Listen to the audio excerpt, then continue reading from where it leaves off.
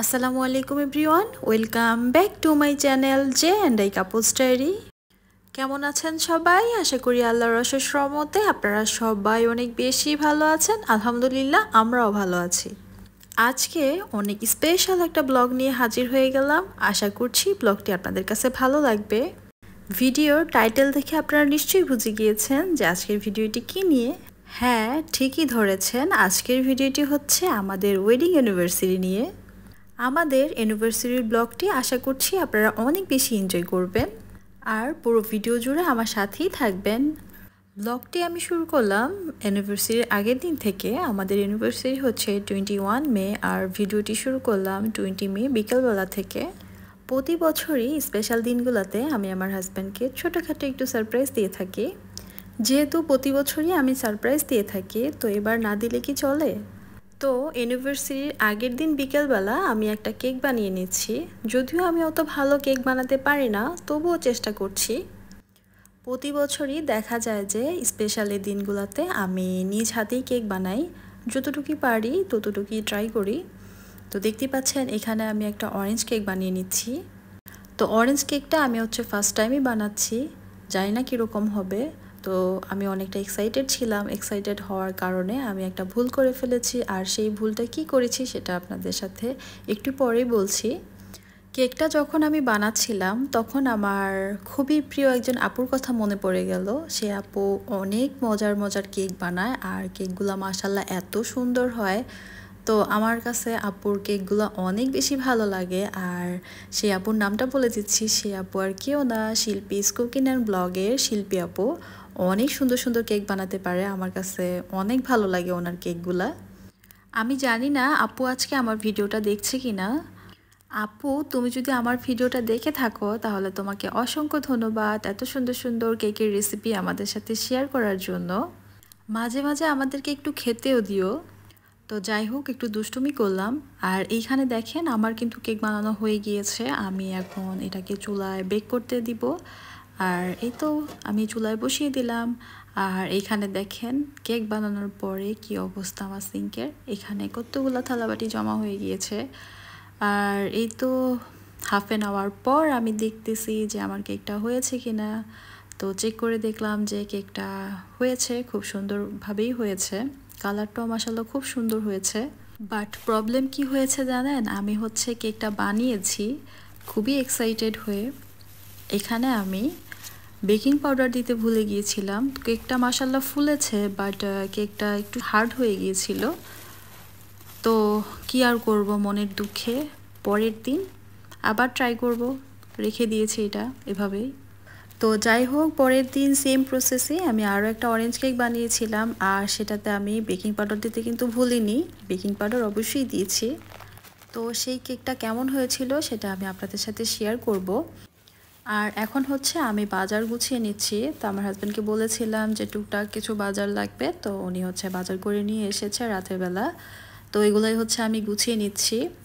আর তার সাথে আপনাদের কাছে ছোট্ট একটা রিকোয়েস্ট করতেছি, আপনারা যারা আমার ভিডিওটা এখন পর্যন্ত কন্টিনিউ করতেছেন বাট ভিডিওতে লাইক দিতে ভুলে গিয়েছেন, প্লিজ ভিডিওতে একটা লাইক দিয়ে দিবেন। আর আপনি যদি আমার চ্যানেলে নতুন হয়ে থাকেন, আপনি চাইলে কিন্তু আমার চ্যানেলটা সাবস্ক্রাইব করে আমার এই ছোট্ট পরিবারে আপনি একজন সদস্য হয়ে থেকে যেতে পারেন।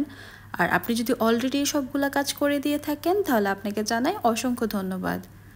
আপনাদের সাথে গল্প করতে করতে কিন্তু আমি এইদিকে বাজারগুলো গুছিয়ে নিয়েছি, রাতে ডিনারও সেরে ফেলেছি। আর এখন চলে আসলাম হাজব্যান্ডের আবদার পূরণ করতে। উনি আম খাবে, তো ওনার জন্য আম কেটে নিচ্ছি। আমাদের দুজনেরই আম খুবই পছন্দ, তো আমার হাজব্যান্ড আমটা খাওয়ার পরেই খেতে বেশি পছন্দ করে। আর এদিকে আমি রান্নার টুকটাক প্রিপারেশন নিয়ে রাখছি রাতের বেলা। আমি ফ্রাইড রাইস রান্না করব, তার জন্য আমি রাইসটা আগে থেকেই রান্না করে নিচ্ছি। আগে থেকে রান্না করে ফ্রিজে রেখে দিব ঠান্ডা করে, তাহলে ফ্রাইড রাইসটা খুব ঝরঝরে হবে। তো তার জন্যই আমি এখানে পোলার চাল নিয়ে নিচ্ছি।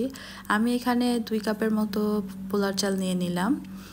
এখন চুলা একটা হাঁড়ি বসিয়ে দিয়েছি, তার মধ্যে পানি দিয়ে দিচ্ছি। পানির মধ্যে দিয়ে দিলাম লবণ আর সামান্য একটু তেল। পানিটাকে আমি ভালোভাবে ফুটতে দিব। আর এদিকে আমি চালটা ধুয়ে নিচ্ছি। চালটাকে আমি 2-3 বার খুব ভালোভাবে ধুয়ে নিব। পানিতে লবণ আর সয়াবিন তেল অ্যাড করার কারণটা এতে করে রান্নার পরেও রাইসটা কিন্তু ঝরঝরা থাকবে, একটার গায়ের সাথে আরেকটা লেগে যাবে না।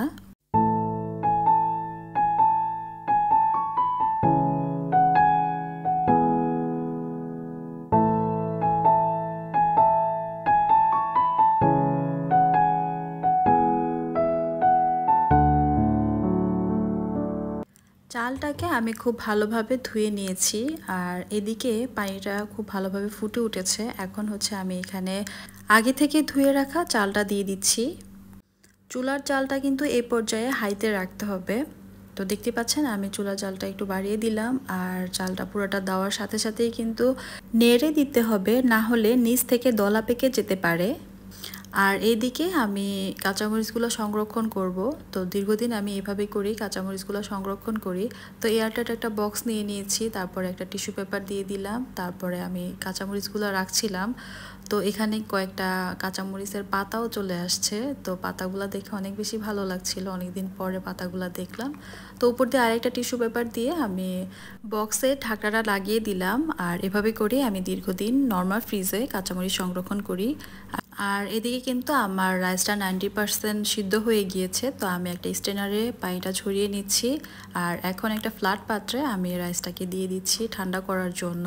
সাথে সাথেই কিন্তু এই কাজটা করতে হবে, না হয় রাইসটা আরও বেশি সিদ্ধ হয়ে যাবে। আপনার এখানে বুঝে নিতে হবে যে এটা 90% সিদ্ধ হয়েছে কিনা। তো দেখতেই পাচ্ছেন আমার রাইসটা কিন্তু আমি ঠান্ডা করে নিয়েছি। এখন একটা বক্সে করে আমি রেখে দিচ্ছি, নর্মাল ফ্রিজে রেখে দিব। আর এটা হচ্ছে আমাদের ইউনিভার্সিটির দিন সকালবেলা নাস্তা খাওয়ার পরপরই আমি দুপুরের রান্নার জন্য প্রিপারেশন নিচ্ছি। আজকে আমি লাঞ্চে চাইনিজ রান্না করব। তো তার জন্য আমি সব কিছু রেডি করে নিয়েছি আগে থেকে। প্রথমে আমি চাইনিজ ভেজিটেবল রান্না করব। তো তার জন্য আমি চুলায় একটা কড়াই বসিয়ে দিয়েছি। এরপরে আমি সামান্য তেল দিব। তেল দেওয়ার পর আমি এখানে আদা আর রসুন কুচি দিয়ে দিচ্ছি। আদা আর রসুন কুচি দেওয়ার পর আমি এখানে আগে থেকে সিদ্ধ করে রাখা চিকেনটা দিয়ে দিচ্ছি। চিকেন দেওয়ার পর আমি এখানে কাঁচামরিচ আর পেঁয়াজ দিয়ে দিলাম, দিয়ে সামান্য একটু আমি নেড়ে চেড়ে নিব। এরপর আমি এখানে সবজি সিদ্ধ করা পানিটা দিয়ে দিব। পানি দেওয়ার পর আমি সিদ্ধ করে রাখা গাজর আর বাঁধাকপিটা দিয়ে দিলাম, গোলমরিচের গুঁড়ো দিয়ে দিলাম, আর এখানে আমার ফ্রোজেন করা ক্যাপসিকাম ছিল সেটা দিয়ে দিলাম, আর কর্নফ্লাওয়ার গুলিয়ে পানিতে গুলিয়ে দিয়ে দিলাম। আর সবশেষে আমি টেস্টিং সল্ট, লবণ আর সয়া সস দিয়েছিলাম। আর এই তো রান্না হয়ে গেল আমার চাইনিজ ভেজিটেবল। এখন আমি ফ্রাইড রাইস রান্না করব। তার জন্য এখানে আমি গাজর কুচি করে নিয়েছি, বাঁধাকপি, কাঁচামরিচ, ক্যাপসিকাম আর আদা রসুন কুচি করে নিয়েছি। তো এগুলো দিয়ে আমি ফ্রাইড রাইস রান্না করব। আর এখানে আমি রাইসটা ফ্রিজ থেকে নামিয়ে রেখেছি, দেখতে পাচ্ছেন কতটা ঝরঝরে হয়েছে। আর কড়াইতে আমি তেল দিয়ে দিলাম সামান্য পরিমাণ, তারপরে দিয়ে দিলাম সামান্য আদা রসুন কুচি। দেওয়ার পর আমি গাজর দিয়ে দিলাম। গাজর দেওয়ার পর আমি গাজরটা সামান্য একটু নেড়ে নিব।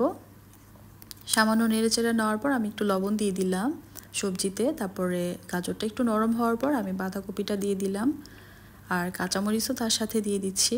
বাঁধাকপি আর গাজরটা একটু সামান্য আমি নেড়ে নিব।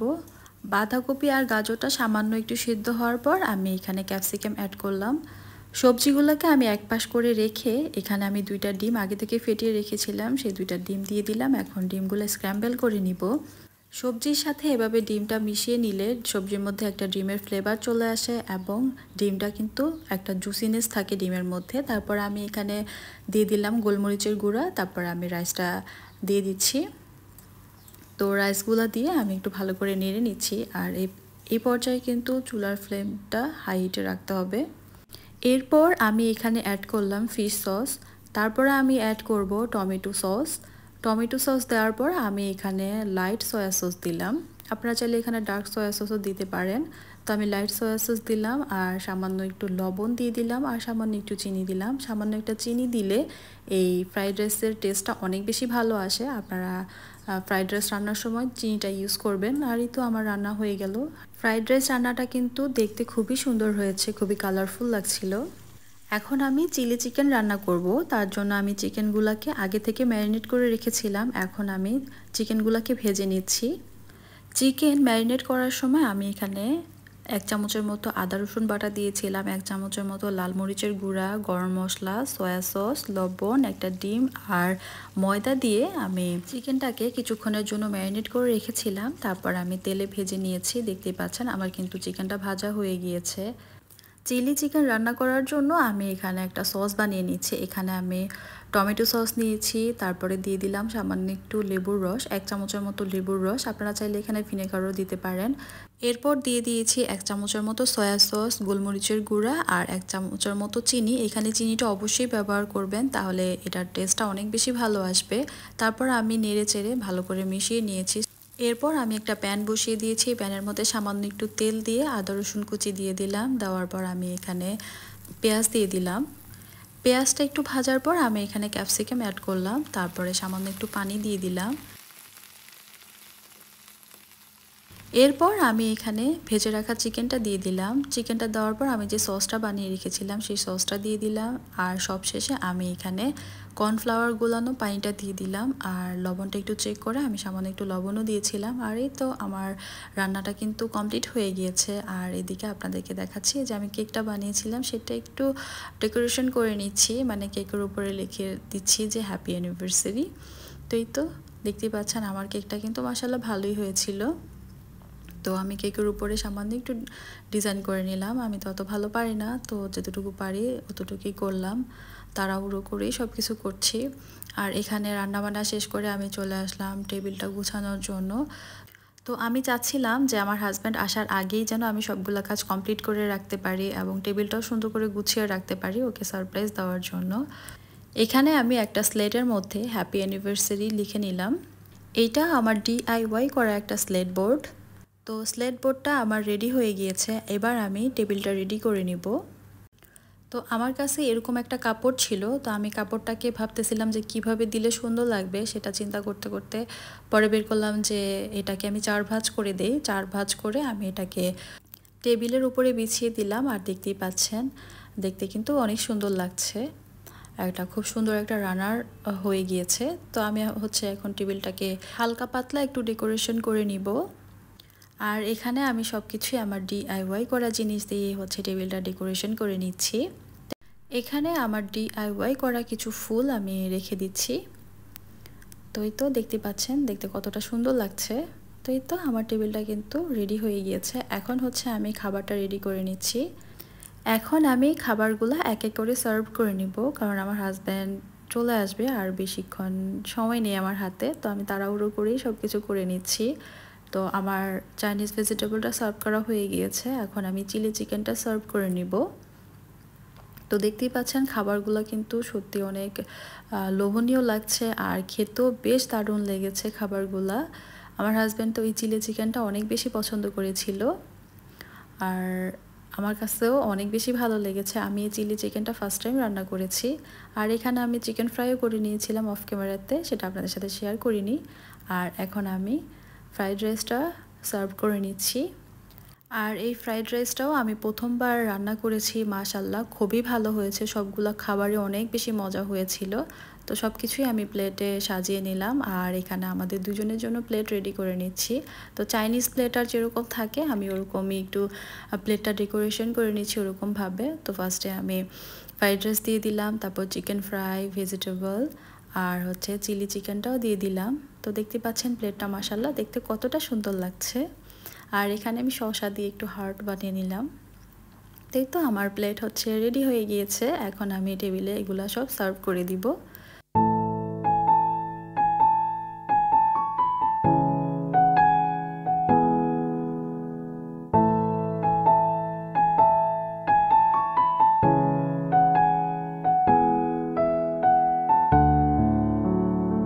আর এই হচ্ছে আমার খাবার দাবার এবং টেবিল ডেকোরেশনের ফাইনাল লুক। কেমন হয়েছে আমাকে অবশ্যই কমেন্টস করে জানাবেন। আর এখানে সবগুলো রেসিপি আমি খুব সহজভাবে আপনাদের সাথে শেয়ার করেছি, আশা করি আপনাদের ভালো লেগেছে।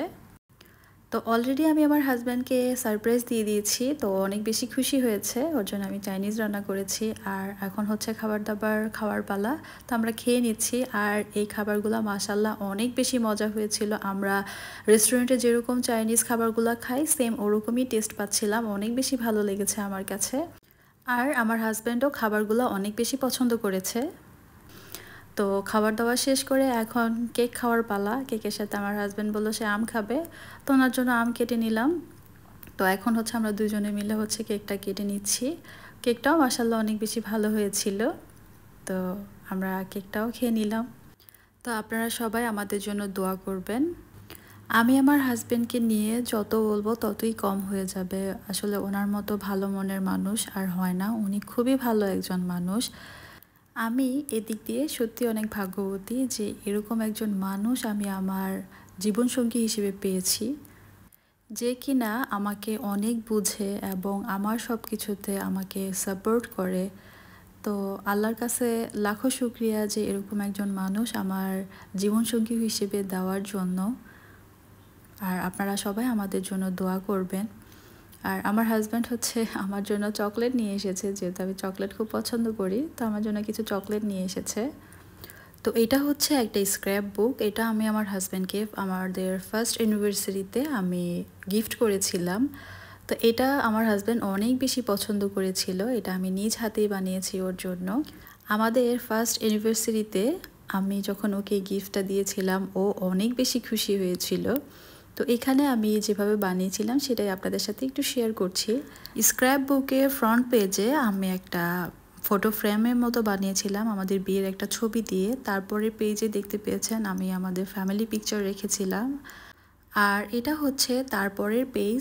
এই পেজে আমি হ্যাপি ফার্স্ট অ্যানিভার্সারি লিখেছি, তারপর ডেটটাও লিখেছিলাম, আর এখানে কিছু টুকটাক মেসেজ লিখেছি।